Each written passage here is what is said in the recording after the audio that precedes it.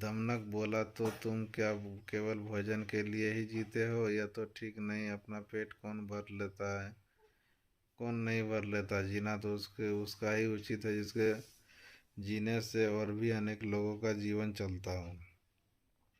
दूसरी बात यह कि शक्ति होती वह भी जो उसका उपयोग नहीं करता है, उसे यूं ही नष्ट कर देता है, उसे भी अंत में अपमानित होना पड़ता है। करकट ने कहा, लेकिन हम दोनों तो ऐसे भी मंत्री पद से च्युत हैं, फिर राजा के बारे में यह सब जानने की चेष्टा करने से क्या लाभ? ऐसी हालत में तो राजा ने से कुछ कहना भी अपनी हंसी उड़वाना ही होगी। व्यक्ति को अपनी वाणी का उपयोग भी वहीं करना चाहिए जहाँ उसके प्रयोग से किसी का कुछ लाभ हो।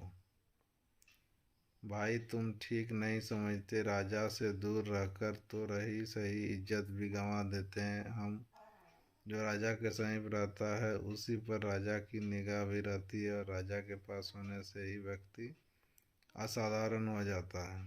करकट ने पूछा, तुम आखिर क्या करना चाहते हो? हमारा स्वामी पिंगलक आज भयभीत है। दमनक बोला, उसके सारे सहचर भी डरे डरे से हैं। मैं उसके भय का कारण जानना चाहता हूँ। तुम्हें कैसे पता कि वे डरे हुए हैं? लो, यह भी कोई मुश्किल है।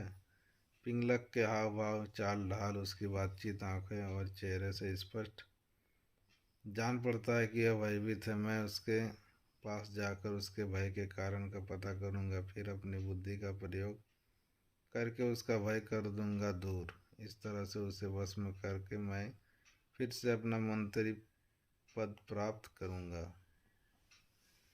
करकट ने फिर भी शंका जताई, तुम इस विषय में तो कुछ जानते नहीं। राजा की सेवा किस प्रकार करनी चाहिए, ऐसी स्थिति में उसे वश में कैसे कर लोगे? दमनक बोला, राज सेवा के बारे में मैं नहीं जानता। यह तुम कैसे कह सकते हो? बचपन में पिता के साथ रहकर मैंने सेवा, धर्म तथा राजनीति के विषय में जो कुछ भी सुना सब अच्छी तरह सीख लिया। इस पृथ्वी में अपार स्वर्ण है, उसे तो बस सूरवीर, विद्वान तथा राजा के चतुर सेवक ही प्राप्त कर सकते हैं। करकट को फिर भी विश्वास नहीं आ रहा था। उसने कहा, मुझे यह बता कि तुम पिंगलक के पास जाकर कहोगे क्या?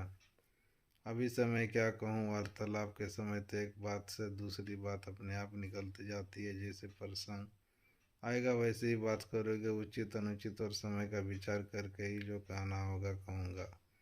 पिता की गोद में ही मैंने नीति वचन सुना है कि इस अप्रासंगिक बात करने वाले अपमान सहना ही पड़ता है, चाहे वो देवता के गुरु बृहस्पति ही क्यों ना हो। करकट ने कहा, तो फिर यह भी याद रखना कि शेर, बाघ आदि हिंसा जंतुओं तथा सर्प जैसे कुटिल जंतुओं से संपन्न पर्वत जिस प्रकार दुर्गम और विषम होते हैं, उसी प्रकार राजा की क्रूर तथा दुष्ट व्यक्तियों की संगत के कारण बड़े कठोर होते हैं, जल्दी प्रसन्न नहीं होते। यदि कोई भूल से भी राजा की इच्छा के विरुद्ध कुछ कर दे तो सांप की तरह डसकर उसे नष्ट करके उन्हें देर नहीं लगती। दोस्तों, ये थी आज की कहानी का दूसरा भाग। आशा करते हैं अच्छी लगी होगी, तो वीडियो को लाइक और शेयर जरूर करें। साथ ही अगर अभी तक हमारे चैनल को सब्सक्राइब नहीं किया है तो सब्सक्राइब करें। मिलते हैं नए वीडियो के साथ, तब तक के लिए।